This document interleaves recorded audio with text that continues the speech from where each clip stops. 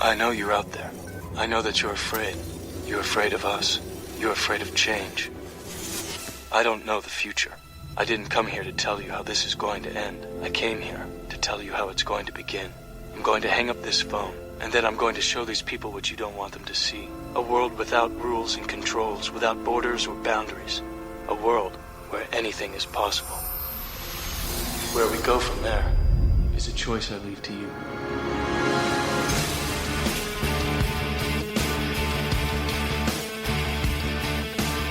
The Krisanne Hall Show. Any varmint that crosses that lady's path has met its match. Come on! Rise and shine, liberty-loving patriots. Welcome to the Krisanne Hall Show. Krisanne Hall here, KrisanneHall.com. I am excited about the lesson that we're going to learn today because it is a rather challenging one. And it is, I say very challenging one, especially to our conservative listeners. I love challenging. Challenging the liberals is not, and the progressives is not difficult because there's really, no basis for their insanity. It's all based on emotion, not on cognitive thought. But do you realize that our conservative side acts the same way about certain subjects? And so what I'm going to teach you today is undoubtedly the truth. Undoubtedly the truth in history. But it may challenge even you. Because, you see, I have found in our conservative circles that we are even confused about the proper role of government. Why? Because we've not been properly taught our history. There are aspects of our early American history that we simply don't teach. Because it's human nature to deny those unpleasant and things you don't want to remember about history. We don't want to teach those things. We want to teach that we weren't always a liberty-minded community, a liberty-minded people. We don't want to teach that. We don't want to teach that Christians didn't always behave in the new continent as they should have. But you see, there's a danger to not teaching the history even when it's unpleasant. Because you see, Patrick Henry said, "I have but one lamp by which my feet are guided, and that's the lamp of experience. I know no way to judge the future, but by the past." Which is a rather ironic statement coming from Patrick Henry, given the lesson that we're going to learn today, but I'll share that with you anyway. It is still the truth. Because you see, when we deny our posterity the education of our past unpleasantries, we doom them to repeat our mistakes. Because as Patrick Henry was clearly pointing out to us, history always repeats. But those who do not know their history are doomed to repeat its mistakes. And we are doing just that. We have a very popular movement in this country to outlaw certain religions. As a matter of fact, we have a very popular movement in this country that wants to establish state-sanctioned religion. There is an argument that because the Bill of Rights declares that Congress shall make no law respecting the establishment of religion or prohibiting the free exercise thereof, that leaves the states open to create government-sanctioned religion. Now, I suppose by the text of the language that would be true. That portion of the First Amendment is restricted to Congress. But that interpretation of religious liberty is a false interpretation and can only survive when you deny truth in history and you deny the purpose of the Bill of Rights. The purpose of the Bill of Rights was not to limit government. The purpose of the Bill of Rights was to remind the people what their inherent rights are. You have an inherent right to freedom of religion.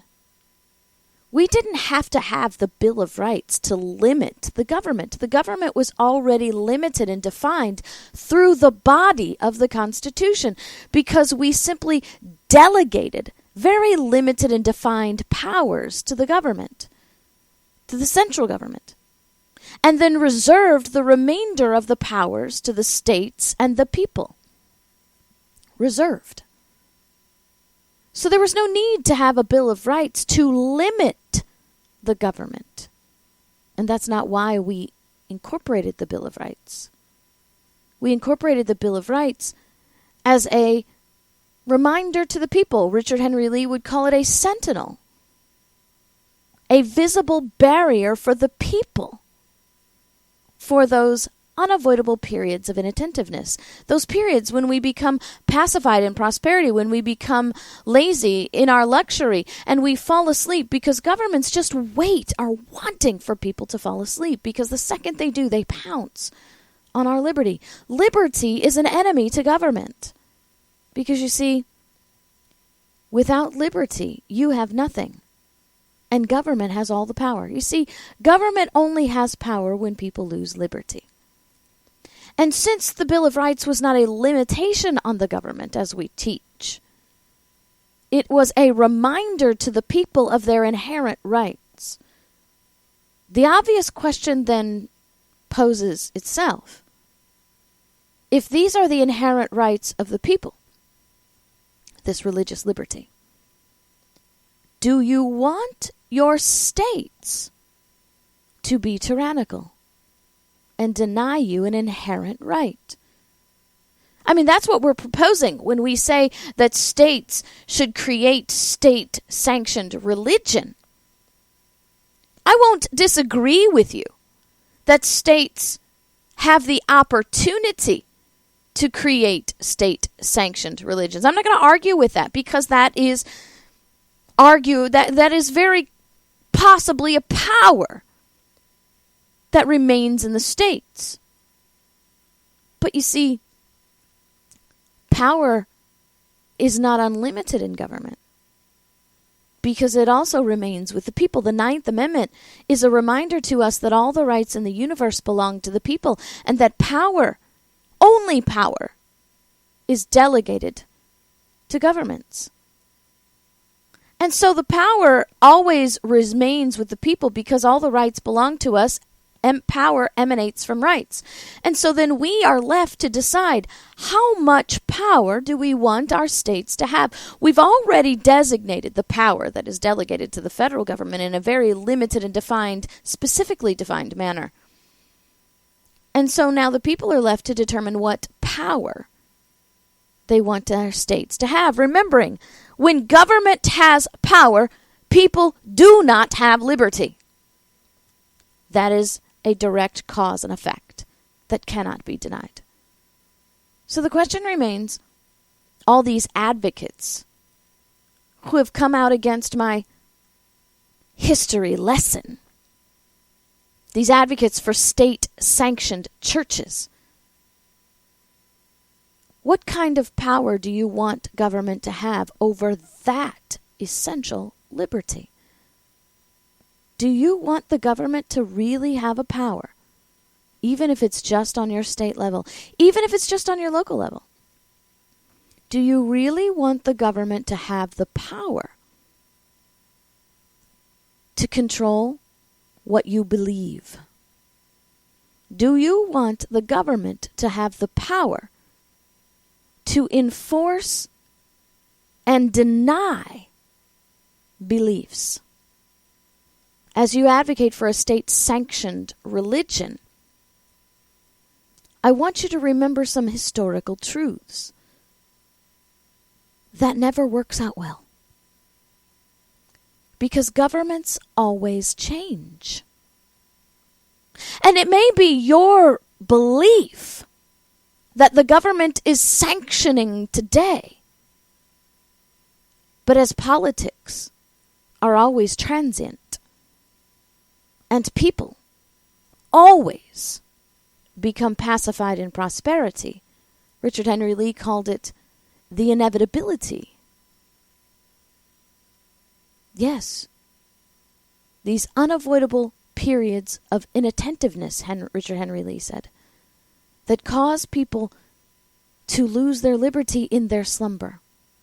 Remember, your government-sanctioned belief system will change. Because that's the one thing that's truth about politics. It will change. And while you slumber in your prosperity, and the government changes its sanctioned belief system, let us remember history and the lessons that it taught. That the sword that you put in the hand of government to protect and sanction your belief will then inevitably become, in your slumber, the very sword to cut you down. You see, our framers knew that religious liberty protected people in what they believed, prevented the government from prosecuting by law people for what they believe. How do you prosecute someone by law for what you believe? When you set up a government-sanctioned church, you are giving the power to the government to criminally prosecute people for what they believe. Not for actions, but for what they believe. And our framers knew that was sinful and tyrannical. And yet, because we do not teach proper history, we are dooming our children to live that persecution.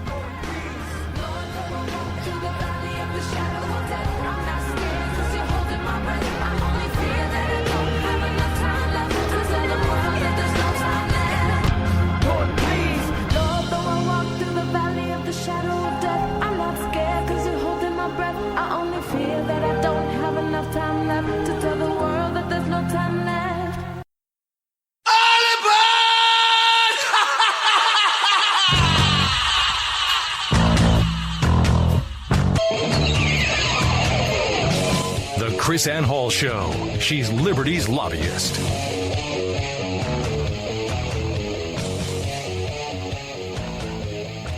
So, in order to prevent the repetition of a very dangerous and tyrannical history, I am going to teach you something today. Something that you probably have not learned in your schools. Something that is necessary for us to learn today as we cry out for government-sanctioned religion. The Pilgrims did not come to the New World searching for religious liberty. I know that's what your textbooks teach you. I know that's what your Christian textbooks teach you, because my son is taught through a Christian curriculum called Abeka, stemming from the Pensacola Christian Academy, and I have read in his book, his history book, this erroneous account of history, that the Pilgrims came to the New World searching for religious liberty. They did not come to the New World searching for religious liberty. They came to the New World searching and fleeing religious persecution. There is a distinct difference, and what they did proves that difference. You see, when the Pilgrims came to the new continent, fleeing religious persecution, they did not establish governments based on religious liberty. Religious liberty, as John Leland would say at the establishment of our union, that we must form a constitution whereas all could be equally free. Jews, Turks, pagans, and Christians. I'm sorry, who were the Turks? Oh, yeah, right, the Muslims. Oh, we have a Baptist minister named John Leland that's saying religious liberty must allow Muslims to be free in our new union. Richard Henry Lee, a very important framer, though we don't teach him much, says, "It is true we are not disposed to differ much at present about religion, but when we are making a constitution it is hoped for ages and millions yet unborn. Why not establish the free exercise of religion as a part of that national compact?" Why would they know that? How about Thomas Paine? Thomas Paine reminds us in Common Sense that this new world hath been the asylum for persecuted lovers of civil and religious liberty from every part of Europe. Hither they fled, not from the tender embraces of the mother, but from the cruelty of the monster, fleeing religious persecution.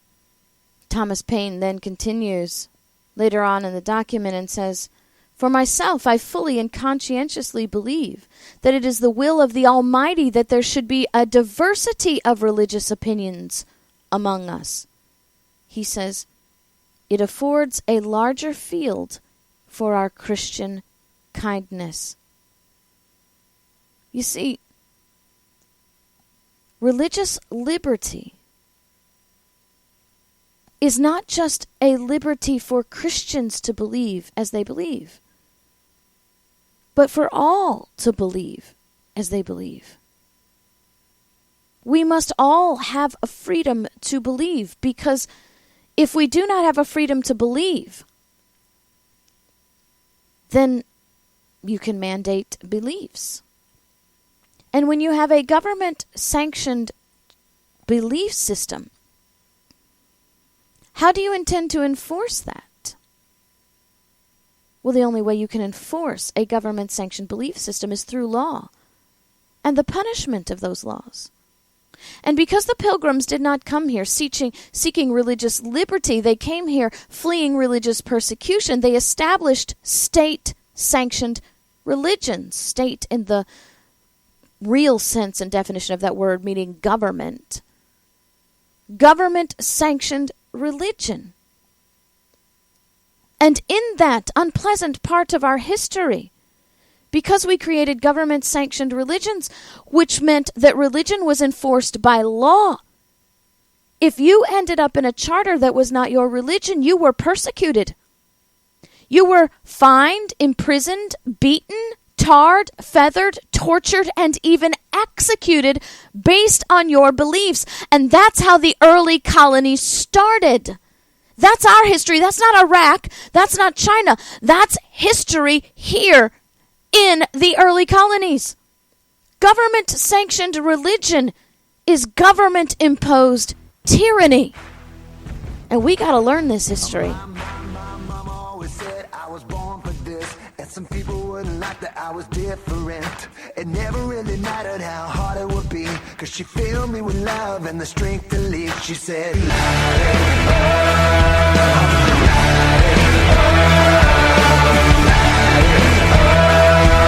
you were gonna be a flame, then we're gonna light a bonfire.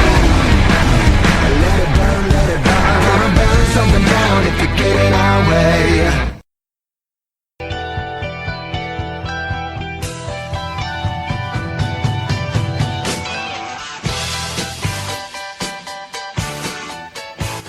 The Krisanne Hall Show. She's Liberty's lobbyist. Because government-sanctioned belief systems can only be sanctioned by government by force. You have government-forced belief systems. That means that if you don't believe as the government believes you should believe, it is not simply a friendly suggestion. It is a mandate by law. Which means if you go against the government's established belief system, then you are simply not criticized. You are prosecuted. You are persecuted by the government. A government that is paid by the taxpayers will have the power to prosecute the taxpayers for not believing as the government wants them to believe. And that's what a government-sanctioned church will do. Whether it be on the federal or state level, be very, very, very, very careful about how you throw around power in the hands of government. Because this very unpleasant history is our own. Let us remember that it was people claiming to be Christians who engaged in the Spanish Inquisition. Let us remember that it was people claiming to be Christians who engaged in the Salem witch trials, which, by the way, an accurate portrayal of that history will show that the Salem witch trials was not really a persecution against witches, but against Anabaptists. It was the Anabaptists who were tortured to death during the Salem witch trials. Let us remember that it is our history that allowed state-sanctioned religions to beat and tar and feather and torture and kill people in our early colonies. Massachusetts had a law that said if you are a shipman and you import a Quaker into Massachusetts, the shipman will be imprisoned and the Quaker was hung. And when you advocate for a state-sanctioned religion, that is the very argument that you make. That you want people to be hung, imprisoned, fined, beaten, tortured, based on their beliefs. That's a power you want to be put in the hands of government. Well, of course not. Which is why we must teach this history so we don't repeat it, but we're dangerously close to doing that. Now, I don't like being correct about things. The unpleasant things. When I teach this stuff, I really, really try to teach it to prevent us from slipping into that. But you see, my broadcasts are not promoted by Sarah Palin. My teaching is not promoted by Glenn Beck. My audience is limited. My reach is limited by your hand. I have great listenership on this radio show. I didn't actually realize how great a listenership we had. Radio is a crazy thing. You never know who's listening. I mean, I'm sitting here in a room all by myself, staring at my computer, watching, because I produce my own show. I don't have a producer, so it's just me, staring at the dials and the equipment. I don't even know what the proper name for this stuff. I haven't been to broadcast school, so I'm watching the lines and the levels and all this stuff because through experience I've figured out how this stuff works. See, I have no idea who's listening to me. And I found out the other day we have quite a broad listenership. We have tens of thousands of people who listen every day.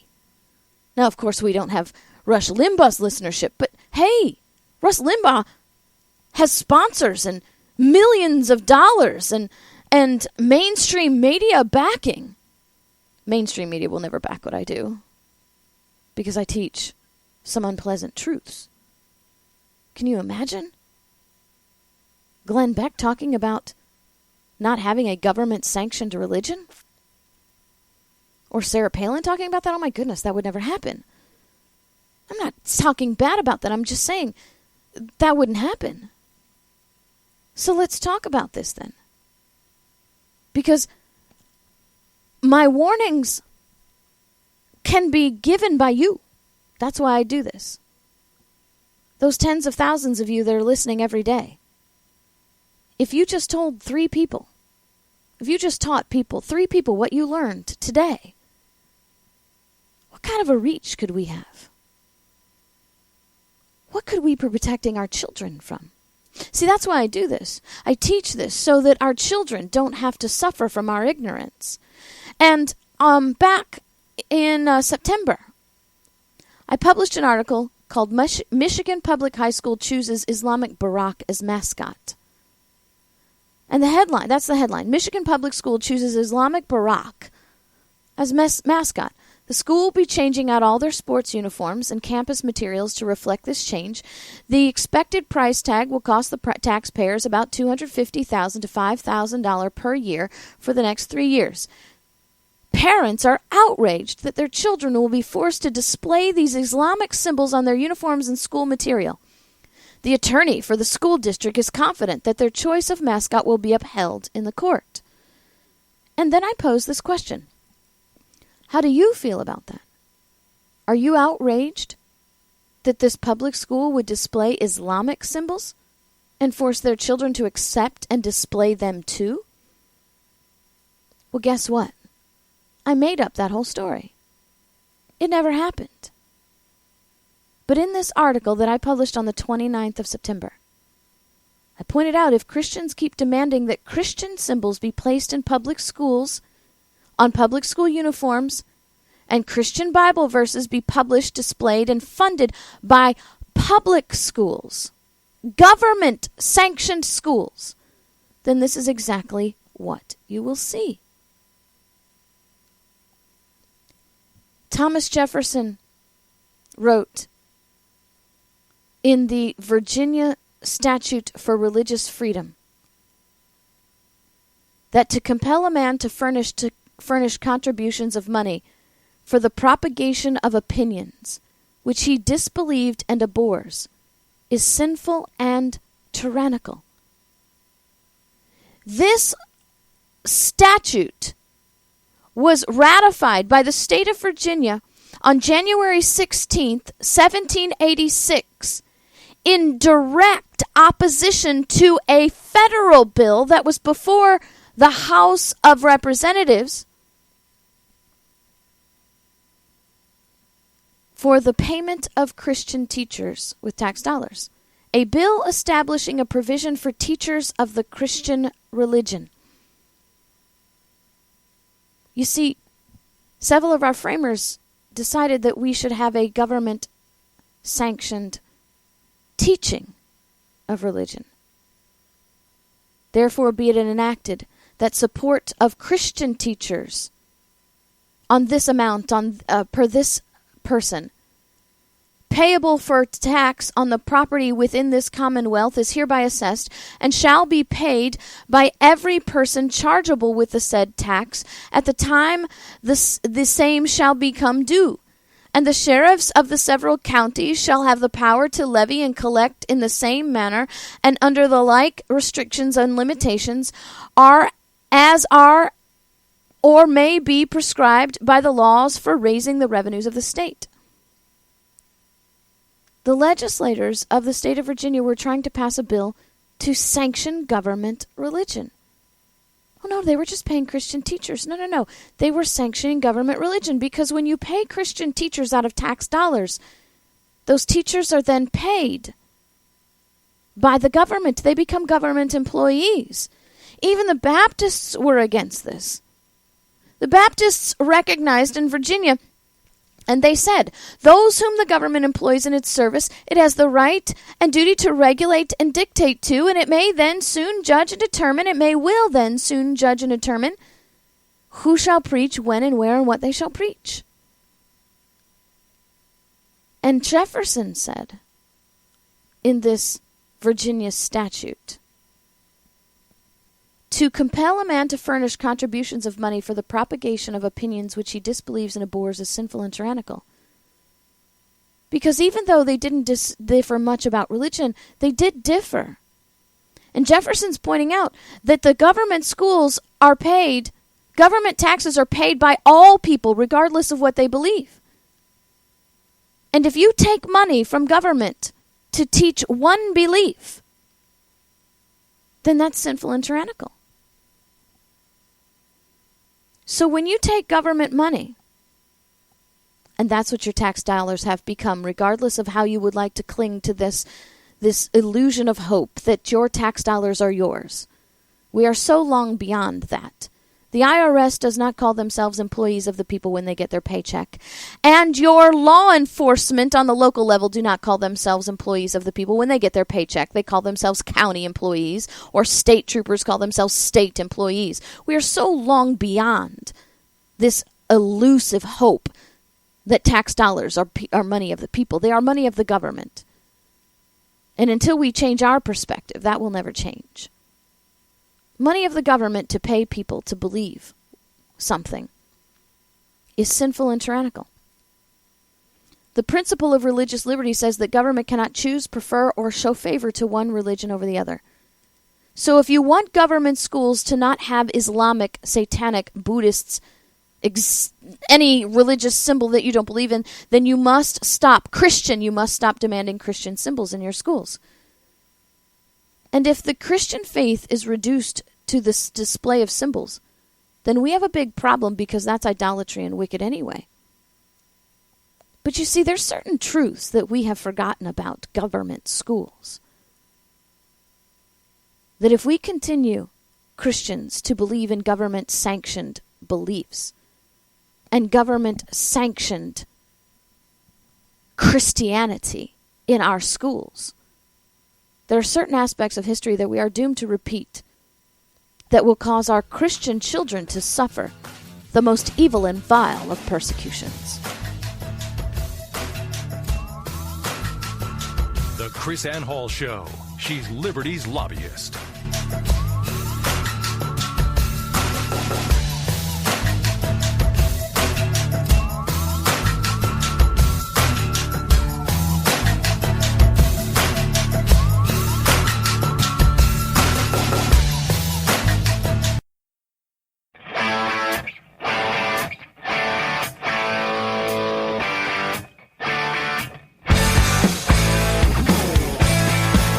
Krisanne Hall Show.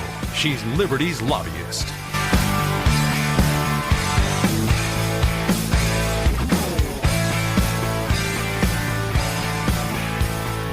Those who do not know their history are doomed to repeat its mistakes, because we have failed to teach that government-sanctioned, government-forced belief systems are the ultimate form of tyranny. We have Christians maddening on to our own destruction, trying to force our government schools to teach Christianity. Government schools are paid by all tax dollars, paid by all taxpayers.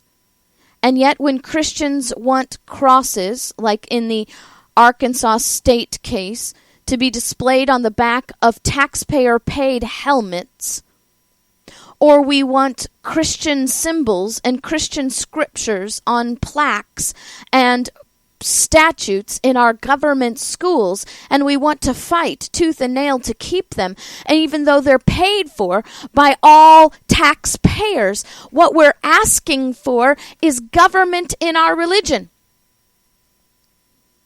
You are asking for government in your religion, and as the whole purpose for separation of church and state is that government has no business in your religion, and Christians are the worst offenders.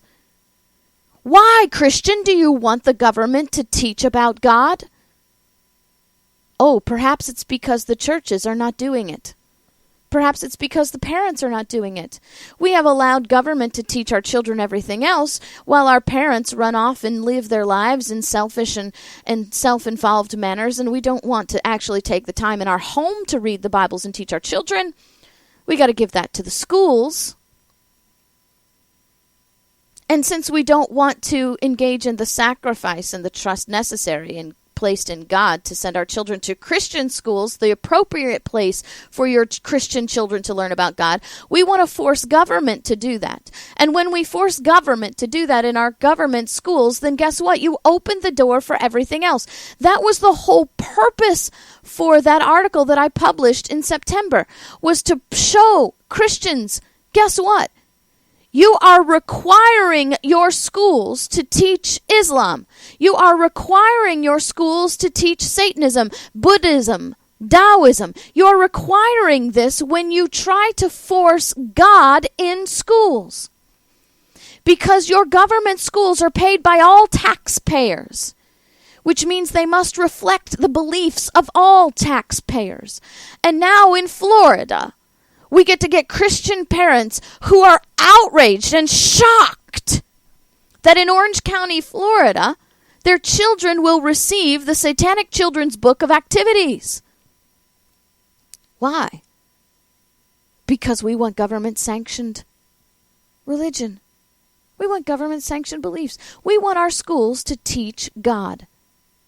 And so because the Christians have been so vehement about having government teach God, that government now will teach Satanism as well. And you can't stop that. You will not be able to defeat that. Because if you want a government-sanctioned religion, then you have to be prepared to prohibit any other religion being taught or believed. Which means you have to collect taxes from people who do not believe what you believe to pay for what you believe. And you have to be willing to use those taxes to punish those people for what they believe. That's not liberty, people. That is not liberty. And if you want government to teach your Christian God, then they have to teach the satanic one as well. So how about, Christian, you stop forcing government to do the church's work? How about, Christian, you get your head on straight and get government out of your religion and put church back in that business?